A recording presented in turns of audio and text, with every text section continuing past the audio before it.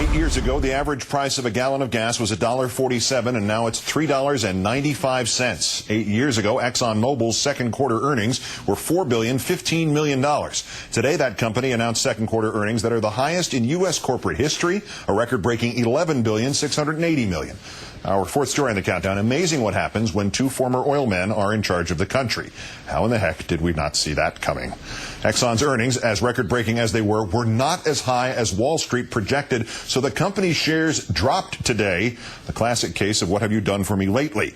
Nevertheless, this year promises to be even more lucrative for the oil industry than last year when companies made over $155 billion. Such record oil profits giving Senator Obama an opportunity to point out that his opponent's policies on oil are not geared towards helping the consumer. That, according to the administration's own Energy Department, increasing offshore drilling will not lower gas prices now and will not produce any oil for at least 10 years, and even then would not affect more than a few cents on a gallon of gas. That a gas tax holiday would only save consumers half a tank of gas through the whole summer, and that the only people helped by such policies are the ones already making money hand over fist.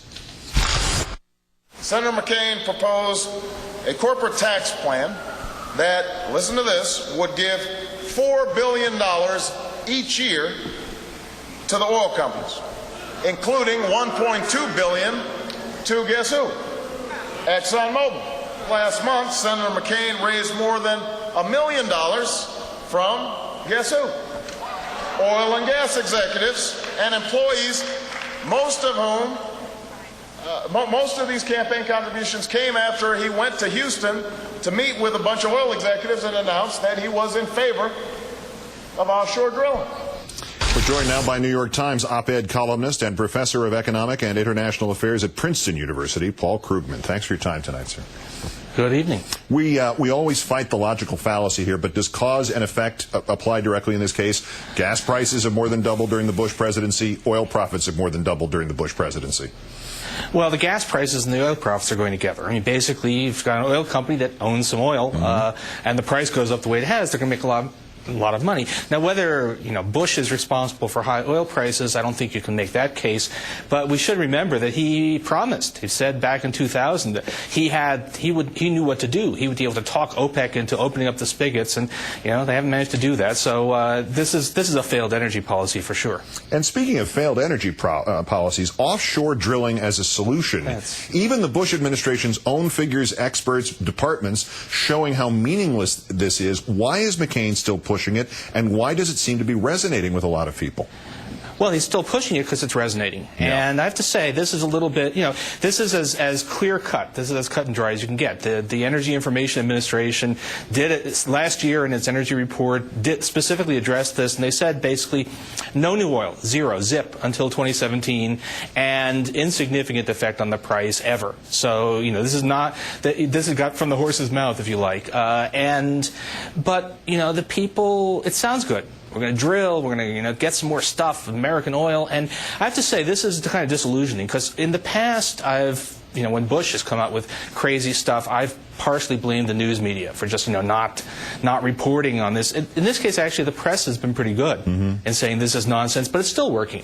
And half the American people, according to the latest polls, think that allowing this offshore drilling will, cut oil prices next year, when in fact it's going to take 10 years for it to do anything at all. When you see a country like Brazil, which 30 years ago said enough to this and launched these serious, intense alternative energy programs, and now some huge percentage of their cars run on essentially modified sugar cane, is the reason we don't do that here and have not committed to that here the fact that Exxon just declared an $11 billion second quarter profit and Wall Street was still disappointed? I mean, what is the incentive for these companies to spend to develop alternatives?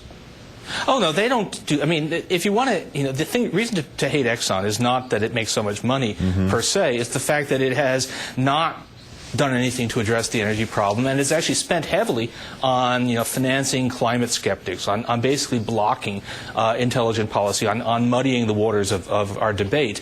Now, whether we could have, to be fair, we don't have lots of sugar cane, so we couldn't really have done it as easily as the Brazilians did, but we could, if Jimmy Carter had actually managed to sell us on energy conservation 30 years ago, we would be in a lot better shape than we are right now. Back to the price of gas and the profits and this presidential campaign. If you look at those swing state polls, particularly in the 50-50 figure that you mentioned about people believing that more drilling will lower prices next year, and McCain has clearly gotten a bounce from that belief. It would seem Obama is not winning one of the battles that might be easiest for him to win. Why not, and what should he be doing that he is not doing? Well, I think he's falling into the kind of mistake that I would tend to make, which is saying, this is silly, this is ridiculous, nobody's going to believe that, and that's not good enough. And I think he's got to...